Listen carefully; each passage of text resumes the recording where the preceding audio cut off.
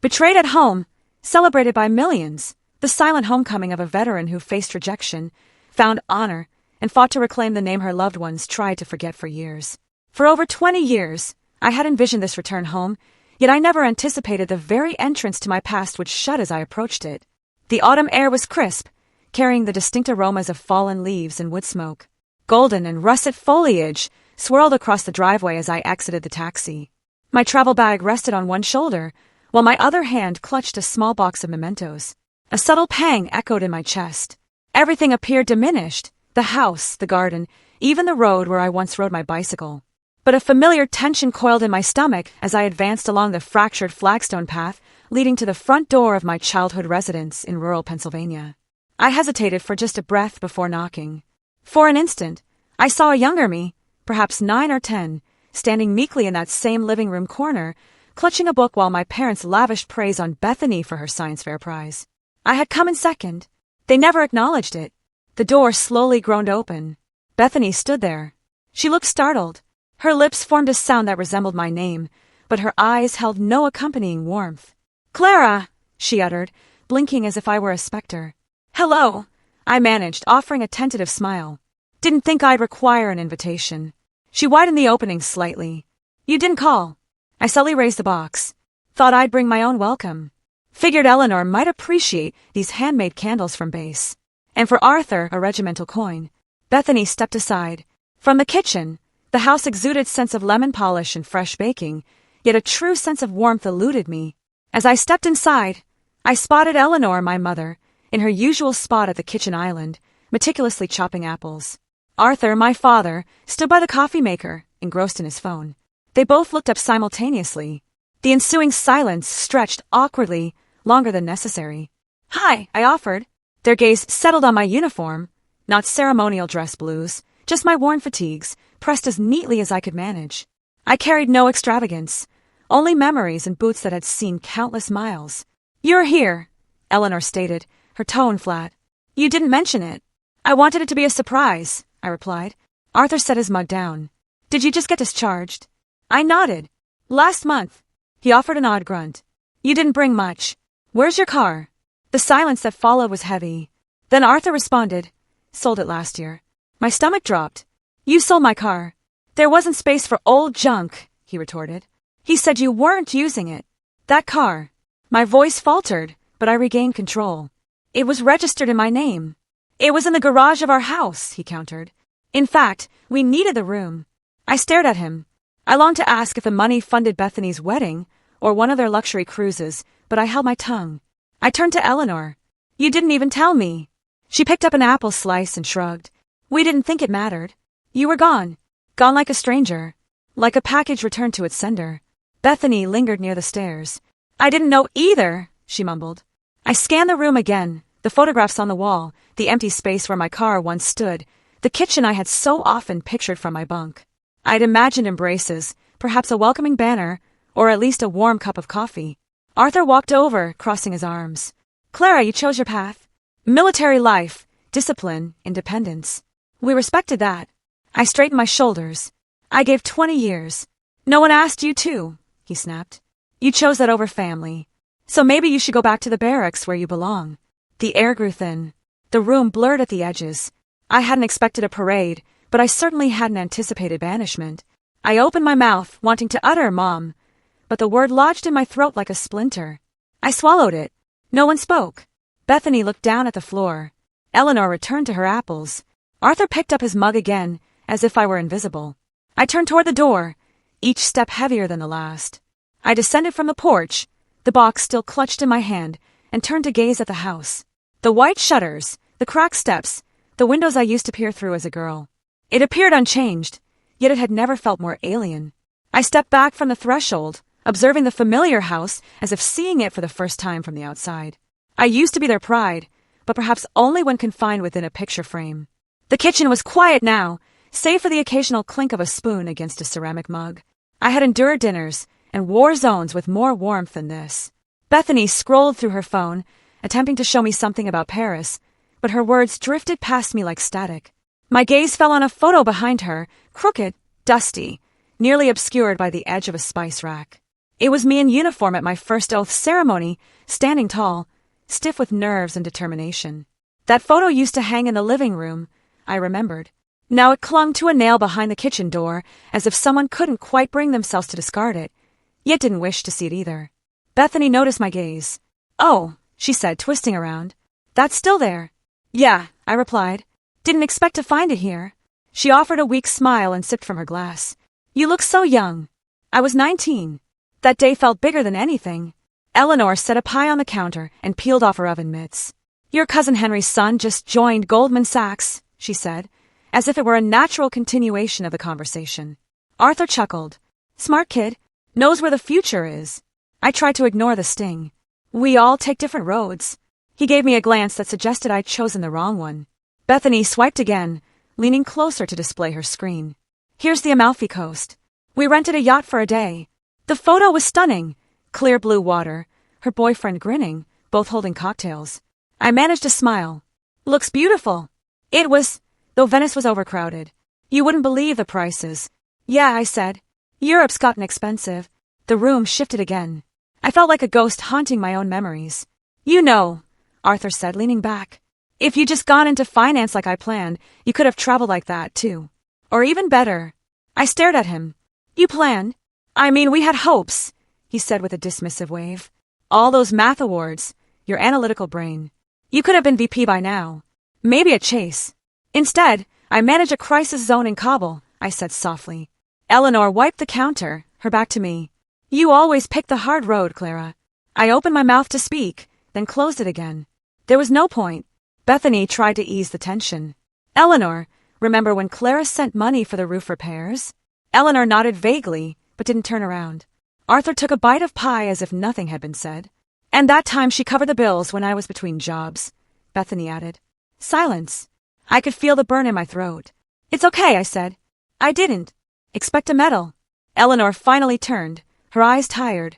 "You always make it sound like we failed you, but you chose paths we couldn't follow, then blamed us for being left behind." Her voice wasn't harsh, but it cut deeper because it was weary, as if my entire life had been an inconvenience to her. "I never blamed you," I said. "I just wanted you to see me." "You're right here," Arthur muttered. "And all you've brought is rain." I didn't know if he meant the weather or my presence. Maybe both. I stood up, the weight of everything pressed down heavier than the gear I used to carry. No one tried to stop me. Outside, the wind had picked up. Autumn leaves skittered across the sidewalk, and the first drops of rain hit my shoulders. I didn't run. I welcomed the cold, the sting. It grounded me more than anything inside that house had. I pulled out my phone. My fingers hovered, then moved quickly through the familiar system. Military resources. Veteran aid. Emergency shelter. Finally, I found a transitional housing facility for former service members about 45 minutes away. I took a deep breath and clicked Get Directions. The sky opened up. Rain poured down as if the heavens themselves were done pretending. I walked away, the screen still glowing in my palm, and never looked back. Perhaps I should have known from the start that home isn't the place with a roof over your head. It's the place that doesn't shut the door when all you carry is the truth. The fluorescent lights above the reception desk flickered, casting a sterile glow over the cracked linoleum floor. The Army lodging facility was no Ritz-Carlton, but it was warm, quiet, and more welcoming than my parents' house. I signed the check-in sheet with a hand that still felt stiff from the cold rain outside, my name barely legible on the carbon copy. The receptionist, a young corporal with tired eyes, gave me a small nod and slid a plastic key card across the counter. Room 207, Sergeant Major. Mess halls down the corridor, dinners till 2100. I thanked him with a smile that didn't quite reach my eyes. "Just Sergeant," I said, correcting him automatically. The word Major still sat like a ghost on my shoulder. My boots thudded against the hallway's worn carpet as I made my way to my room. Inside, the air smelled faintly of disinfectant and something metallic, like old radiator heat. I dropped my duffel beside the bed and hung my uniform jacket carefully on the back of a wooden chair. It was the same one I had worn when I received my final commendation, a row of ribbons stitched above the heart now dulled by time and memory. I stared at it for a long moment, then turned away, unable to decide whether it was pride or sorrow that tightened my throat. Later, the mess hall buzzed with soft conversation. Trays clattered, forks scraped, and somewhere in the back, a radio played an old country song. I picked at a tray of meatloaf and instant mashed potatoes when I heard a voice I hadn't heard in years. Well, hell, if it isn't Clara Green. I turned slowly, spoon halfway to my mouth. There he stood, Gideon Vance, same cocky grin, though his hair had thinned and his posture had stiffened. He wore a pressed uniform and a confident air that suggested he hadn't aged a day since Kandahar. "Gideon," I said, and despite myself I smiled. "You're still alive. That's what the VA keeps telling me," he said with a chuckle, sliding into the chair across from me without asking. "Heard you were back in town." "You must have heard wrong," I muttered. "I'm just passing through." His gaze narrowed slightly. "Family not too thrilled to have you home?" I didn't answer. My silence said enough. He leaned back, folding his arms. "You know, the president's prepping this big recognition ceremony. Something national. High honors. Rumor is, one of our own might be named." I swallowed the lump forming in my throat. "I'm sure someone deserves it." "You ever think," he said slowly, "that maybe it's you?" I looked at him, expression guarded. "That's a long shot." "I don't think so," he replied. "You were always the one. You held our unit together when everything else was falling apart. You led without needing stripes." I shook my head, laughing bitterly. "Apparently, that doesn't count for much in my hometown." His eyes softened. "I always thought you'd be the first one of us to get pinned a star. Honestly, I still think I'm right." That hit harder than I expected. I looked down at my tray, appetite gone. There was something in his voice, conviction, maybe, or the sting of recognition I hadn't realized I craved. We sat in silence a while longer, and then I made my excuse and left. Back in my room, the shadows had lengthened, and the old radiator hissed like it was trying to whisper secrets. I tossed my coat over the bed and picked up my phone to silence a message notification blinking on the screen. But it wasn't a text. It was an encrypted email from a Pentagon address I hadn't seen in over a year. Subject, invitation. National recognition ceremony. Classification, top secret. Eyes only. Priority, immediate response. My hands trembled as I clicked it open. The invitation was short, clinical, but unmistakable in meaning. A single line stood out, etched into my vision like a brand. "You have been selected for national recognition. Clearance code, Megan Theta Blue. Confidential until announced." I sat back in the chair, phone still glowing in my hand. So it was real. So was the war I had just begun with my past. The morning light crawled through the narrow window slats of the military lodging, slicing the room into thin beams of golden shadow. I sat on the edge of the small bed, the email open on my phone, fingers frozen above the screen. The words had been burned into my memory hours ago. Presidential commendation. Classified. Attendance. Live national broadcast. I wasn't sure if it felt surreal or stupidly ironic. I set the phone down and leaned against the window, watching a squirrel dart across the parking lot outside.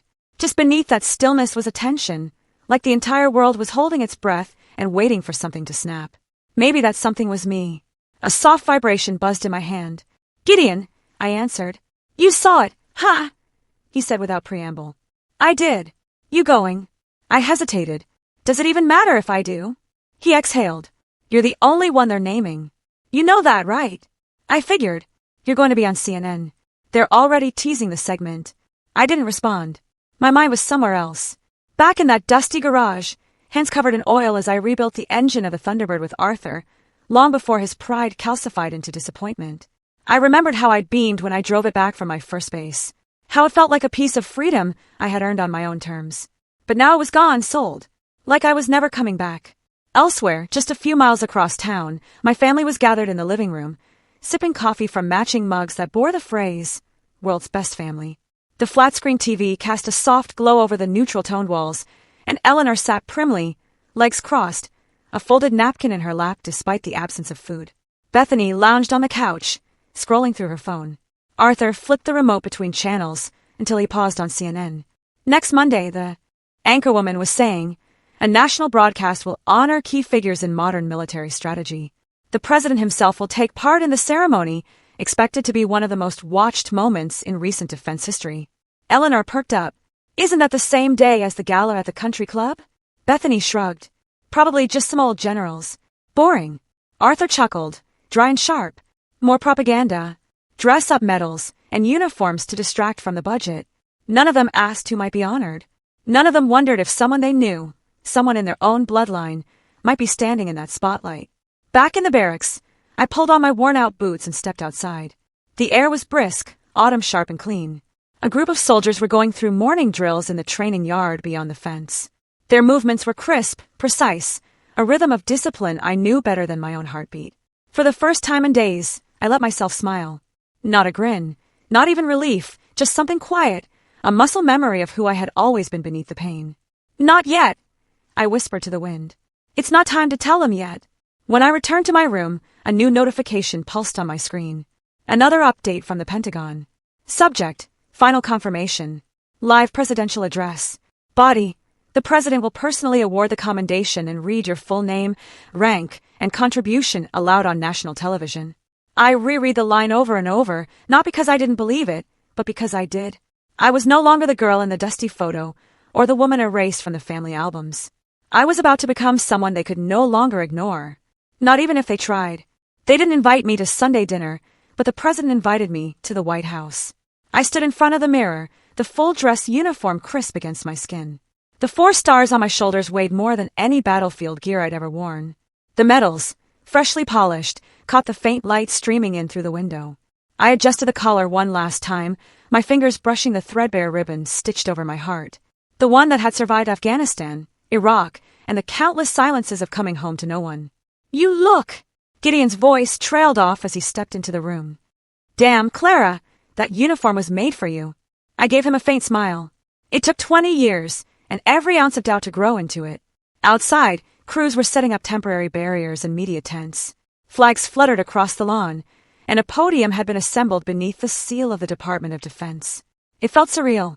I'd walked through mortar fire. I'd held dying comrades. I crawled through mud, so thick it felt like death's own hands.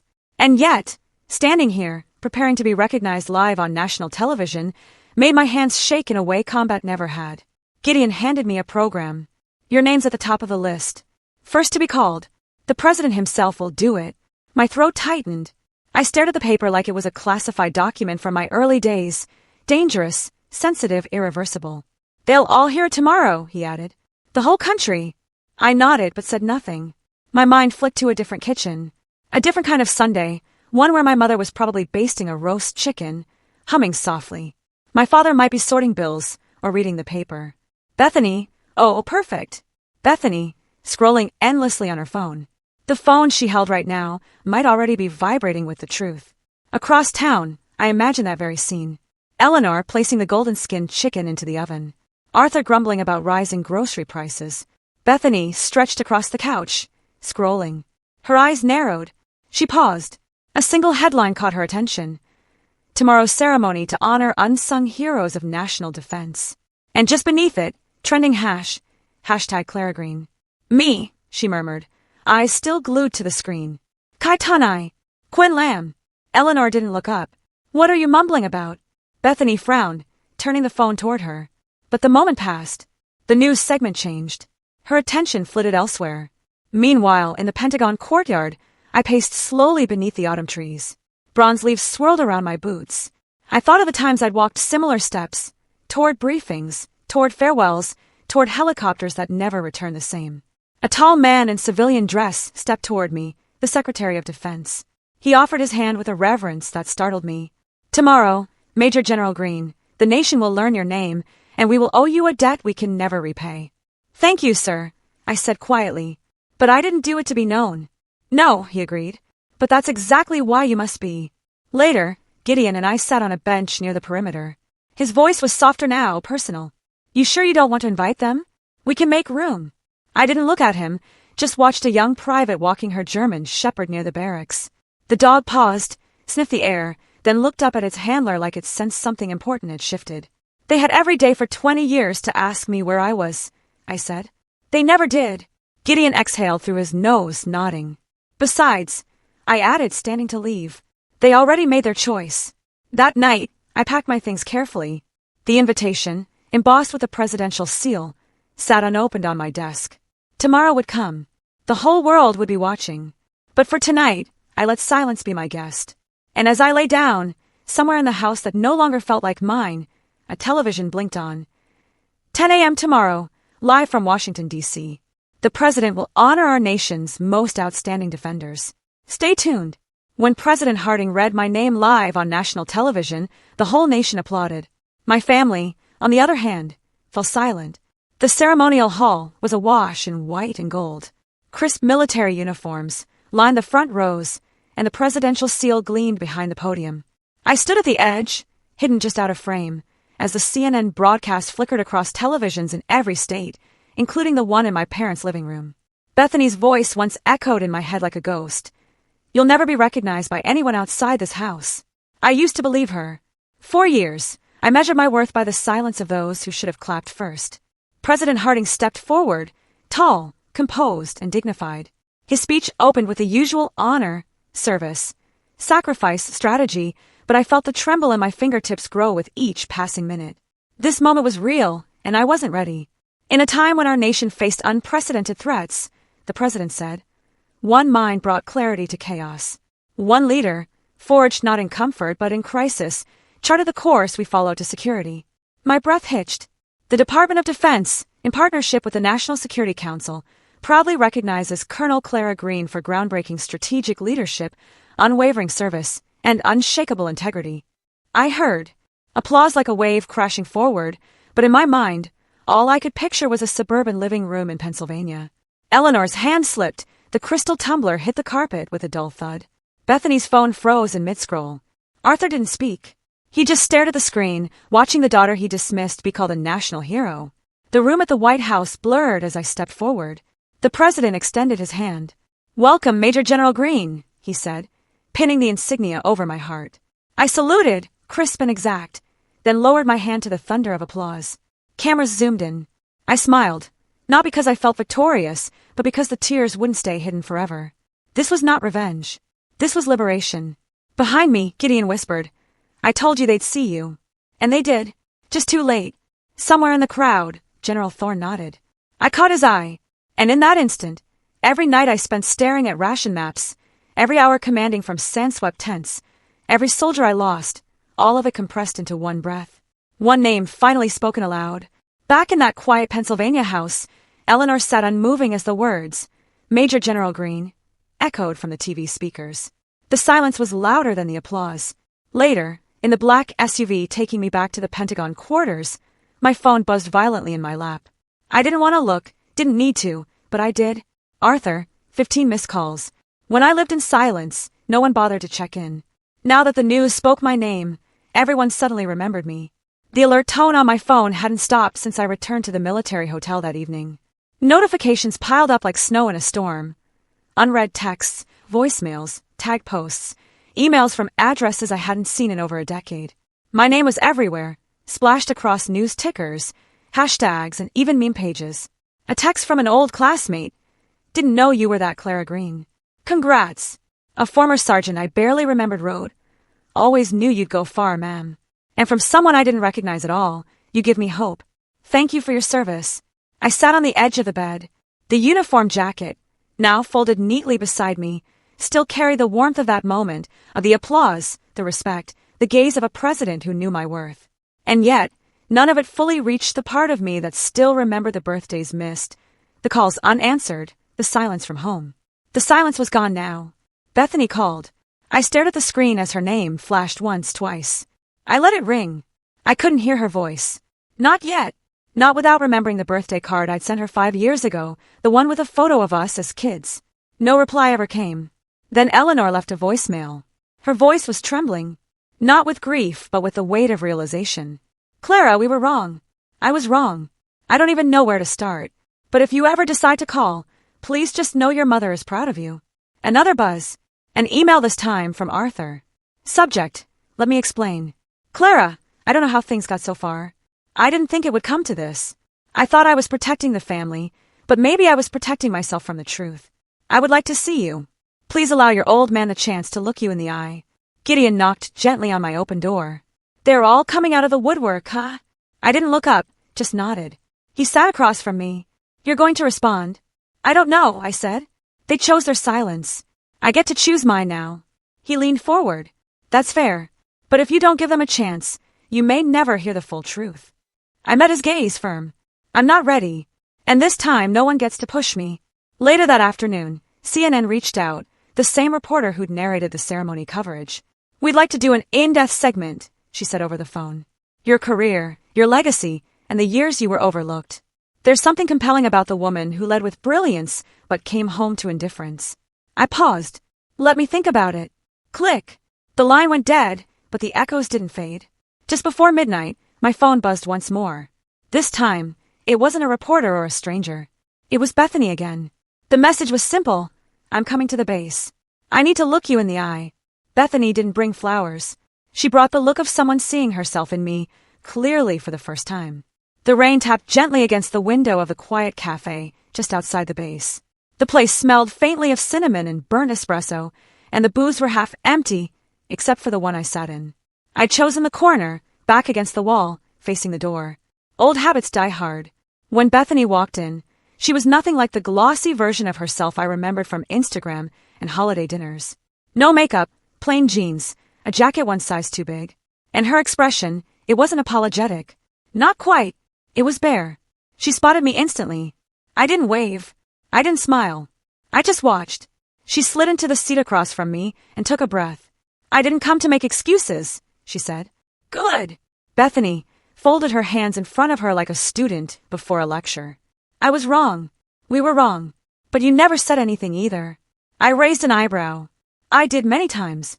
You just didn't listen. None of you thought I was worth listening to." Her lips trembled slightly, but she held my gaze. "That's true. We treated you like a shadow, like someone who'd chosen a life we couldn't understand. So we stopped trying." Outside, a car passed by, its tires slicing through the wet street. The silence inside the cafe stretched, but it wasn't awkward. It was necessary. Bethany continued, voice low.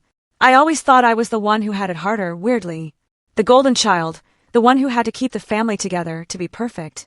They spoiled me, yes, but they expected everything, too. And I leaned into it.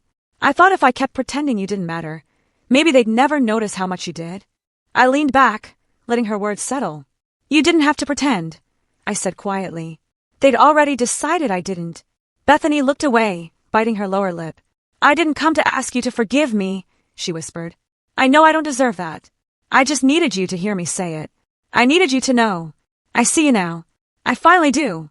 Her voice cracked on the last syllable, and she blinked quickly, wiping her cheek with the back of her hand. She didn't sob. She didn't collapse. She just sat there, exposed, human. I reached into my coat pocket, pulled out a worn photo, and slid it across the table. It was us. 2 little girls, barefoot in the grass, one missing a front tooth, the other holding a plastic sword like a trophy. Bethany stared at it. I stood up. I didn't say goodbye. Didn't promise more. Some cracks take years to mend, but at least now the light was getting in. Sometimes the ones who bleed the most aren't the ones who get shot, but the ones quietly killed by silence. The morning sun glared off the asphalt, sharp and unrelenting. I just finished drill. Sweat still clung to the back of my neck, my breath still steadying from the push-ups Gideon had insisted we add. He'd smiled when I groaned. I didn't smile back. Inside the operations tent, General. Thorne handed me a sealed envelope with the Department of Defense crest pressed deep into its flap. He said nothing at first, just waited as I tore it open and scanned the words. "You'll be speaking at the Strategic National Defense Summit," he said simply. "They've named you keynote. First woman in 10 years. I didn't respond right away. It felt far away. Another world, another Clara. "You earned it," he added, softer now. Gideon walked in with a clipboard, glanced at me, and then back at Thorne. "She's also got visitors," he said quietly. "Persistent ones." I didn't need to ask who.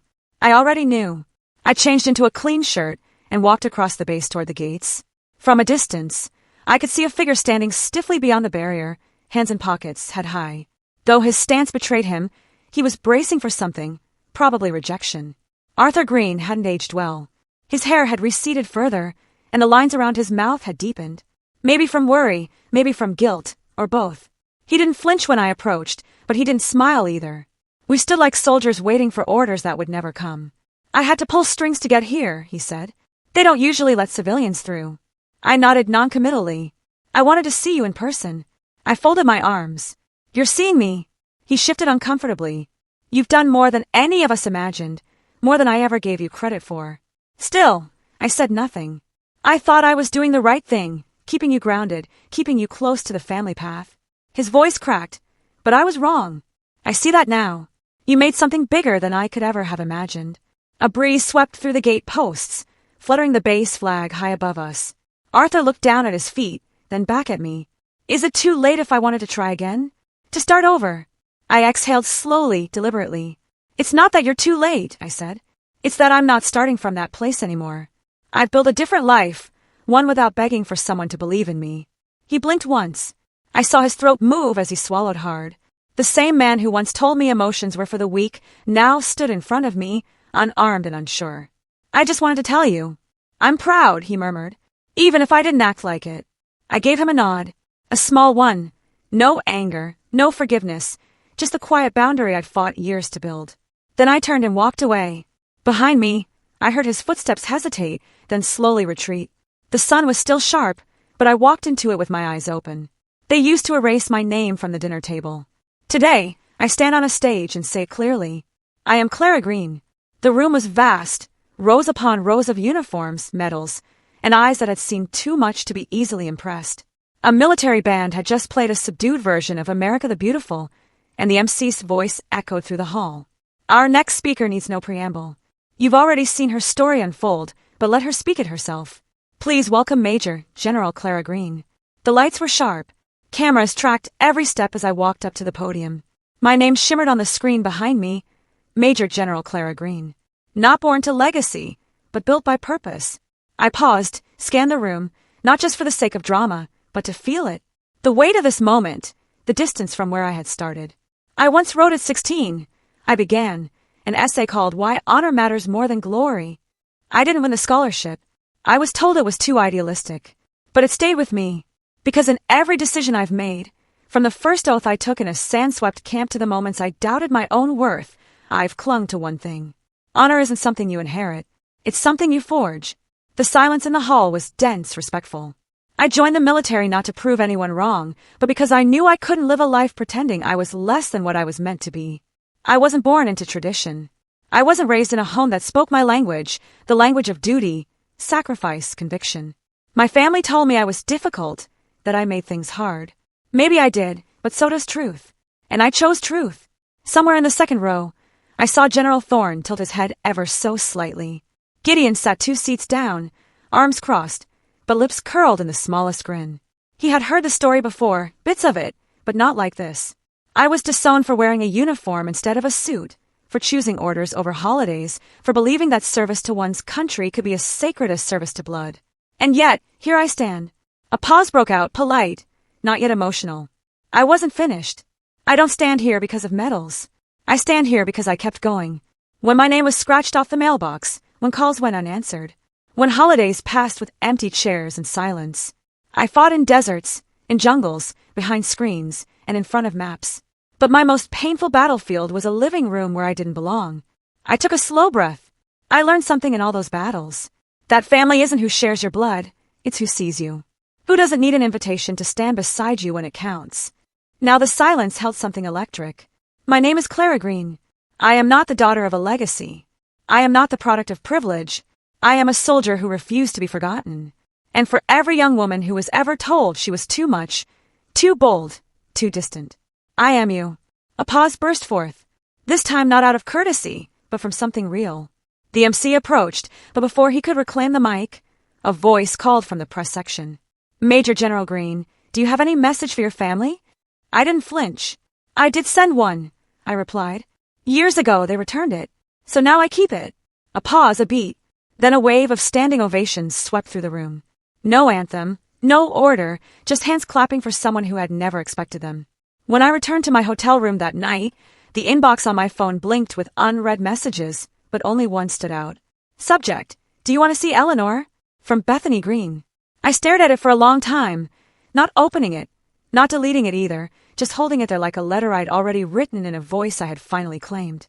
She once taught me how to button my blouse, but when I needed her to say one thing, just one, she said nothing. The hospital room was dim, save for the filtered lights slanting through beige blinds, casting dusty lines across the tile floor. Eleanor lay still in the narrow bed, eyes half closed as if pretending not to notice when I entered, but her fingers tightened slightly around the thin sheet, enough to betray that she had. I stood silently for a moment, the door clicking shut behind me. The air smelled like antiseptic and wilted flowers. I stepped forward and placed a small vase of blue delphiniums on the side table. She used to plant them in our front yard back when I was small enough to believe she'd always choose me. Eleanor didn't look at me. She stared toward the wall as though it held something worth escaping into. I didn't come here to fight, I said, my voice low. Still no movement. I pulled up a chair and sat beside her. There was so much I could say, so many words that had built up, calcified in the years we didn't speak, but none of them felt right in this moment. The silence wrapped around us like a second curtain. At last, she spoke, quiet, raspy but firm. I taught you how to live well. I just never had the courage to live beside you. I blinked slowly, unsure if the sharpness in my chest was grief, anger, or some strange combination of both. Is that what this is? I asked. Courage. She turned her head just slightly, finally meeting my eyes. Hers were sunken, rimmed red. Not from tears, I suspected, but from the weight of years buried in avoidance. I don't need anything, she said. No apologies, no explanations. I just wanted to see you one time. Not as someone I failed, just as my daughter. I sat back, let the words settle. She hadn't asked for forgiveness. She hadn't earned it, but in her own fractured way, she was reaching across a chasm she helped dig. You didn't stand up for me, I said, voice steady. You watched them dismiss me. You let them erase me. Eleanor winced. I know why.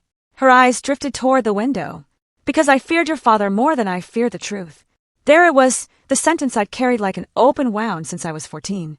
I stood slowly, the chair creaking as I pushed it back. Her gaze followed. You don't need to forgive me either, I told her. But if you want to see me clearly, even once, I'm here right now, standing. A long pause. Then, just as I turned to leave, her voice caught me. You're not like him, she whispered. You're better. I didn't reply. I couldn't. My throat tightened as I walked out of the room, past the nurse who nodded gently, past Bethany, waiting in the hallway with red-rimmed eyes. I didn't stop. I didn't need her permission anymore. Eleanor whispered, I'm not like my father. I'm better than him. They invited me for dinner. But that chair, I gave it back a long time ago. The car pulled up outside the old house just after dusk. Bethany had sent it, along with a carefully worded message.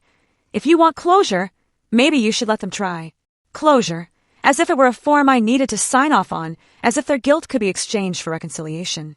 I stood in front of the house that no longer felt like mine. The porch light flickered. Inside, I could see silhouettes moving in the kitchen. My mother at the stove, my father pouring wine, Bethany setting the table. For a moment, the scene almost looked warm, but memories returned, sharp and uninvited. The last dinner I had sat at this table years ago. Bethany had just gotten her acceptance letter to college. Everyone raised their glasses. No one noticed the envelope with my enlistment papers, still sealed in my lap. I stepped inside. The smell of roast and herbs tried to play nostalgia, but my chest stayed still. Bethany met me at the door with a smile too hesitant to be sincere. We're glad you came, she said, and I nodded. Eleanor was at the stove, thinner now, paler since the hospital. Arthur gave me a stiff, awkward nod. We sat.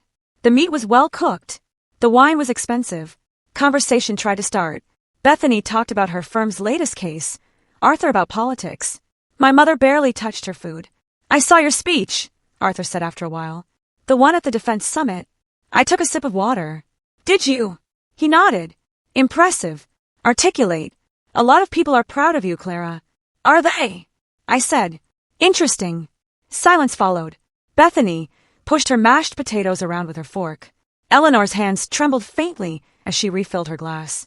I think it's brave, Bethany said suddenly, that you're not angry that you came tonight. I looked at her. I didn't come because I'm not angry. That startled her. She opened her mouth and closed it again. Arthur cleared his throat and raised his glass. To family, he said. And to forgiveness. Thank you for coming home. I didn't raise my glass. I placed it down gently. I'm not here to forgive. His face fell. Clara, I came, I said, voice steady, because I wanted you to hear this from me clearly. I don't carry hate anymore. But don't mistake peace for return. Bethany's voice cracked. Can't we start over? I met her eyes. Starting over doesn't mean going back to what it was. And what it was never saw me. Eleanor whispered, almost inaudible. We're trying. I know, I said softly, but you're trying now that everyone else saw me first. The silence turned heavier, denser. Even the clinking of cutlery had ceased. I stood up. My chair made a soft scraping sound against the old wooden floor. I'll be going now. Bethany's lip trembled. Do you have to? I nodded. The base is curfew. And besides, this dinner, this house, it belongs to the three of you. It always did. They didn't follow me to the door. No one protested. No one begged. Outside, the night was cool and clear. I looked up at the stars. The same stars I used to count through my bedroom window as a girl, wondering what kind of world was waiting for me out there. I found it, and it wasn't here. I turned, my boots crunching softly on the gravel. I said nothing else. Some things I had already buried. They used to call me a burden. Now I sign appointments with the same name they once tried to forget. The office smelled of fresh paint and polished wood. Sunlight filtered through the tall windows, casting long golden lines across the sleek surface of the desk. A new brass nameplate gleamed at the center, Major General Clara Green. I ran my fingers lightly along its edge. It felt surreal, like stepping into someone else's shoes, until I reminded myself, no, these are mine. I built them from the ground up. Gideon leaned against the doorway, arms crossed, watching with a half smile. Fits you better than your old barracks, he said. I smiled back. It better. Took me 20 years to earn this square footage. Command has finalized your portfolio, he added, handing me a thick folder. Senior Ethics and Honor Advisor. Full discretion. Policy influence. Direct access to the Pentagon chain. I flipped through the pages, nodding. It wasn't the power that interested me. It was what the title meant. I was no longer someone people tolerated. I was someone they consulted. Later that afternoon, my new military aide knocked lightly and opened the door. Behind her stood a young woman in a crisp, anxious uniform, barely past 20, eyes filled with a cocktail of admiration and fear. This is Lena Martinez, the aide said. New recruit. She requested 5 minutes. I gestured her in. At ease, Martinez. She swallowed. Ma'am, people in my unit. They think I'm soft. They say I don't belong, that I'm wasting time. I studied her face. It wasn't tears she held back. It was something harder. Shame, the kind you start to believe. Do you want to be here? I asked. Yes, ma'am. More than anything. Then write your name with what you do, not what they say. She blinked. I don't understand. You will, I said, standing. I walked to the cabinet, pulled out a framed photo of my first squad, rough faces, mud-streaked uniforms, and me, smallest of them all, still unproven. They called me dead weight once. Said I wouldn't last a month. Her eyes widened. I lasted 20 years. You don't need their permission to matter. Just consistency. She stood straighter. Thank you, ma'am. As she left, I returned to my desk. In the drawer, folded neatly, was an envelope. I had never opened my father's letter sent weeks ago. I stared at it a long moment, then placed it into a locked box. Some things weren't doors. They were traps shaped like apologies. The light was fading when Gideon came in again. You know, I never got a chance to say it properly, he said. Congratulations. I nodded, lifting the first document of my tenure. It was a directive for ethics training reform, one that would reach every base nationwide. I picked up the pen. The weight of it wasn't heavy. It was earned, by order of Major General Clara Green. As the ink dried, I glanced at my calendar. A red marker circled the date for my first official visit next Tuesday. Location: Fort Holston, the base where I'd once spent nights writing letters home that were never answered. The place where I first saluted and was ignored by the senior staff because I didn't look like a soldier. Now I was going back as their superior. I closed the folder and leaned back in my chair. No applause, no cameras, just the quiet satisfaction of a name signed without flinching. I was going back not to ask for space, but to take it. There are doors you don't need to close, because you've already walked beyond them. The base looked smaller now. Not because it had changed, same gravel path, same red clay stains on the lower bricks, but because I had changed. Time did that. So did truth. I stepped out of the Jeep, boots hitting the ground with a dull thud. The wind carried faint echoes of marching cadence from the far end of the field. I stood still, watching the new recruits run their drills. Formation slightly off, rhythm still learning itself. Once I stood where they stood, trying to blend in, afraid to be seen for who I really was. Now I stood apart, not above, just steadier. Lena spotted me first. She jogged up, a little out of breath, saluted sharply. Ma'am. At ease, Martinez, I said with a nod. How are they treating you? Better, she admitted. Still rough, but I remember what you said. Every time someone doubts me, I double-check my own faith instead of theirs. That's a good place to start. We walked together to the edge of the field, watching the drills. Her hands fidgeted at her sides, nerves flickering under the surface. I reached into my pocket and pulled out a thin leather bracelet, faded, worn, frayed at the edges. This, I said, handing it to her, belonged to a medic in my first unit. He saved my life in Kandahar and died 3 weeks later. I've kept it ever since. She stared at it. I can't take this. You're not taking it. I'm passing it on. That's different. I met her eyes. Carry it like I did. Not for decoration, but for direction. Her voice caught. I will. I promise. Later that evening, after the day's final debrief, I walked alone through the outskirts of the base toward a small chapel tucked between 2 oak trees. It looked exactly as I remembered. Weather-worn stone, creaking wooden steps, and a rusted iron cross that leaned slightly to the left. I opened the door. No service. No choir, just silence. I sat on the second pew, hands folded loosely in my lap. The air smelled like candle wax and cedar. Once I'd come here after losing half my squad in an ambush. I had sat in the dark and asked questions I still didn't have answers to. Why them? Why not me? Today, I asked. Nothing. I just breathed. Footsteps echoed softly behind me. The old priest, still alive somehow, walked slowly to the front altar and turned.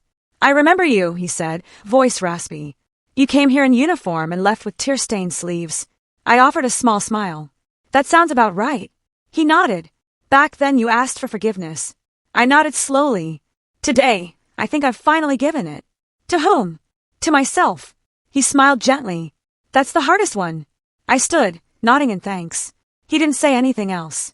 He didn't need to. As I reached the door, I paused. I turned and looked at the wooden interior. Faded benches, quiet walls, memories soaked into every grain. Then I stepped outside. The cool air greeted me like an old friend. Behind me, the door creaked softly but didn't close. No wind slammed it. No hand pushed it shut. I kept walking. Some doors didn't need to be closed. Not anymore. I used to think I needed a family to live, but all I ever needed was myself. And one truth no one could take away. Spring had finally arrived at the lake. Mist skimmed the surface like whispered memories, and the flag on my porch danced gently in the morning breeze. The air was crisp, not cold, quiet, not lonely. I stepped outside with a cup of black coffee in hand, steam rising slowly like the first breath of a clean day. My cabin, small and weathered, had become a place of shelter, not just from storms, but from the weight of pretending. Today was for closing, not doors, not wounds, but circles. Inside, I sat at the worn desk beneath the open window and began writing. The first letter was to Gideon. Thank you for standing beside me when I didn't know how to stand on my own. You reminded me who I was before anyone else dared to say it out loud. The second was to Lena. That bracelet never really belonged to me. It belonged to the person who needed to carry it next. Carry it with courage. Carry it until you meet someone who needs it more. I sealed the envelopes slowly, hand steady, heart lighter than it had been in years. My phone buzzed on the desk. A photo from Lena. She stood in full uniform, fresh from graduation. Her posture proud, her eyes lit with something deeper than joy resolve. On her wrist, the bracelet, still worn, still strong. I smiled. A few minutes later, another ping. A video message from Gideon. The frame opened to his grinning face. General Green, he said, mock formality in his voice.